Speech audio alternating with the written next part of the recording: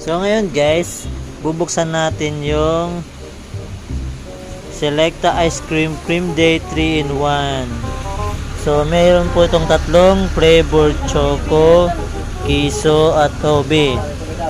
Tingnan nyo, bagong bago pa lang itong binili natin. So ngayon, bubuksan na natin. Pero bago natin buksan, mukhang maginaw-ginaw pa. So ngayon guys, share ko lang sa inyo yung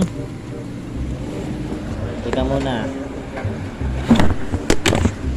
Nandito na guys. So ngayon, ang laman